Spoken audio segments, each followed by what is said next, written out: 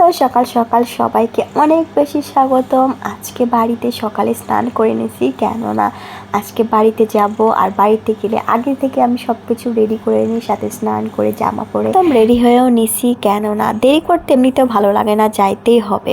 এদিকে দুষ্টু মেয়ে কান্না করছিল, যার জন্য ওকে আইসক্রিম নিয়ে এসে দিলাম।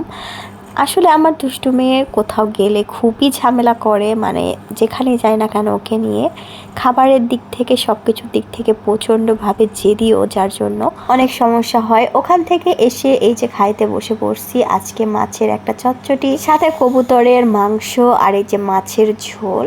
তো এইগুলো দিয়েই খাবার খেয়ে নিলাম আমি, আর আমার হাজবেন্ডকেও বেড়ে দিচ্ছি, ও খাচ্ছিল, দুজনে একসাথে খাচ্ছিলাম আমরা।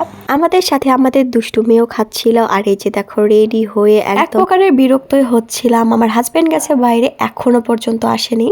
আসলে আর হয়তো মনে নাই যে আজকে বাড়িতে যাব। তো বিরক্ত হতে হতে মনে পড়লো যে এই যে তালের আঁশ আছে, এগুলো খাওয়া যাক। এদিকে আমাকে আমার ভাই কেটে দিচ্ছিল, কিন্তু আমার মেয়ের এত বেশি পছন্দ হয়ে গেছে যে ও কাউকে খেতে দিচ্ছিল না, আর বাড়িতে নিয়ে যাওয়ার জন্য কয়েকটা নিছিল। তো তারপর ফাইনালি আমার হাজবেন্ড চলে আসলো, আর আমরা বের হয়ে পড়লাম বাড়িতে যাওয়ার জন্য। এই যে দেখো বের হয়ে পড়ছি আমি, আমার মেয়ে, আমার হাজবেন্ড সবাই। আর সন্ধ্যার আবহাওয়া দেখো কত পরিমাণে সুন্দর লাগছিল। যদিও দেরিতে বের হলে একটু চিন্তার বিষয়, কেননা অনেকটাই দূর পথ, কিন্তু এই যে দেখো কত পরিমাণে সুন্দর লাগছিল। যাচ্ছিলাম আর দেখছিলাম অনেক অনেক সুন্দর লাগছিল।